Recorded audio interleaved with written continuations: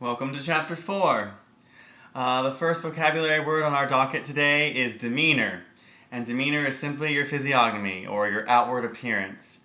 How you carry yourself, that's demeanor. Our second word is feigned. Looks like feignet, but it's feigned. And 8th grade girls are really good at feigning interest and then backstabbing you. And it means pretend or to dissemble, which is another big word for to pretend.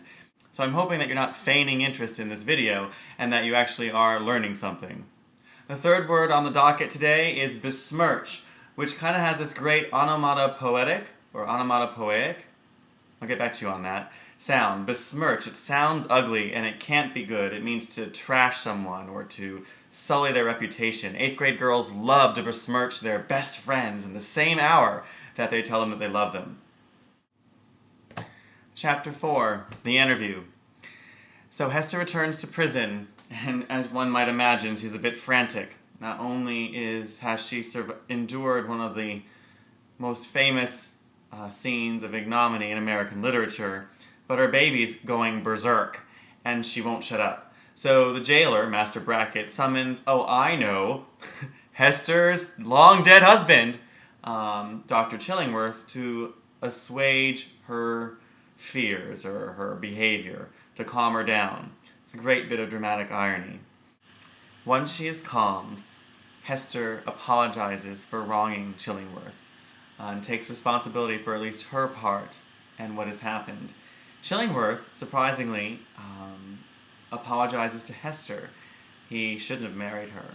She was beautiful, young, and vivacious, and he was a hunchbacked bookworm freak. And he realizes that he was kind of asking for it. Nevertheless, he says there is one person, one gentleman, one man out there that has wronged them both, and it is he that Chillingworth is after. As the interview draws to a close, he makes Hester make one promise, seeing as though her biggest promise she kind of mucked up. She does promise to keep his identity a secret, and that's the close of the chapter. Quotes for Chapter 4, very quickly. Paragraph 5. The stranger had entered the room with the characteristic quietude of the profession to which he announced himself as belonging.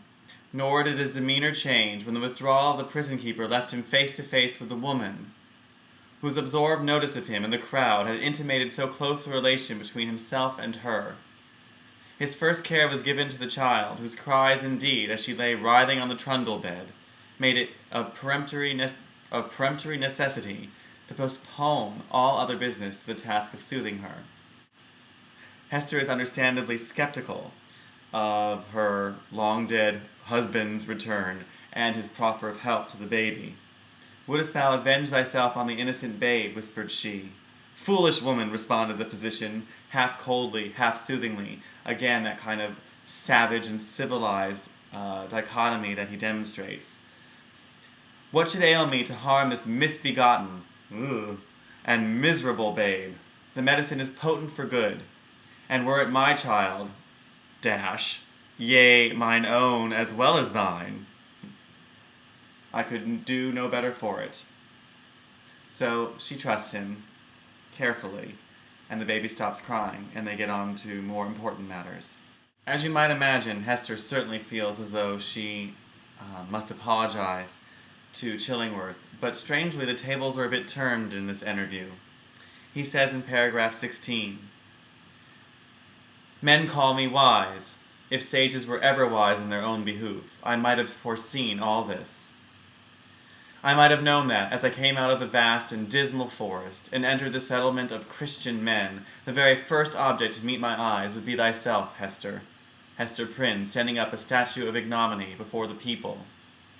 Nay, from the moment when we came down the old church steps together, a married pair, I might have beheld the bale fire of that scarlet letter blazing at the end of our path."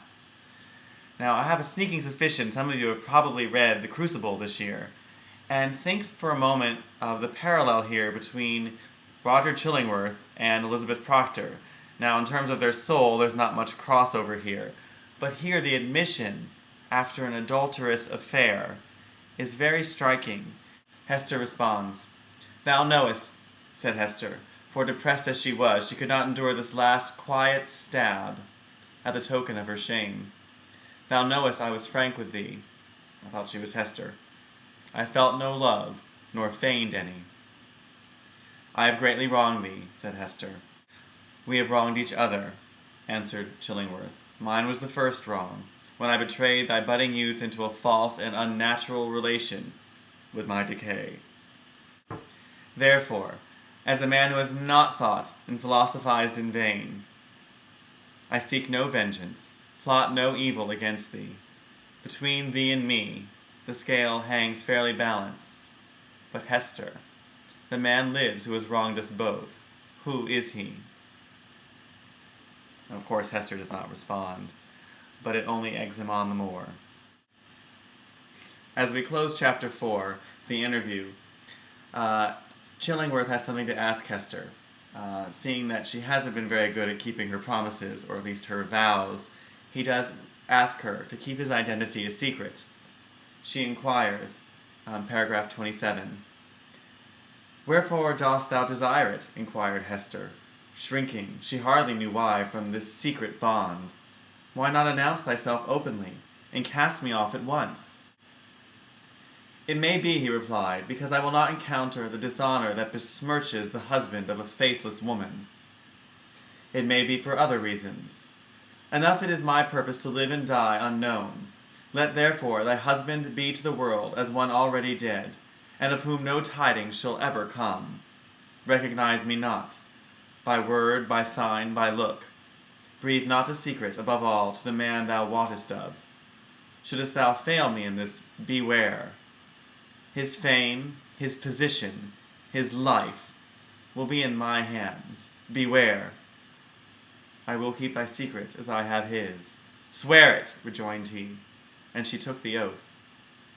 And now, Mistress Prynne, said old Roger Chillingworth, as he was hereafter to be named, I leave thee alone, alone with thy infant and the scarlet letter.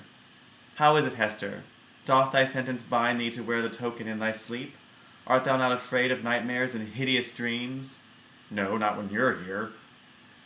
Why dost thou smile so at me? Inquired Hester, troubled at the expression of his eyes. Art thou like the black man that haunts the forest round about us? Hast thou enticed me into a bond that will prove the ruin of my soul? Not thy soul, he answered, with another smile. No, not thine. Chillingworth loves stuff like that. The I will get the last word types of encounters.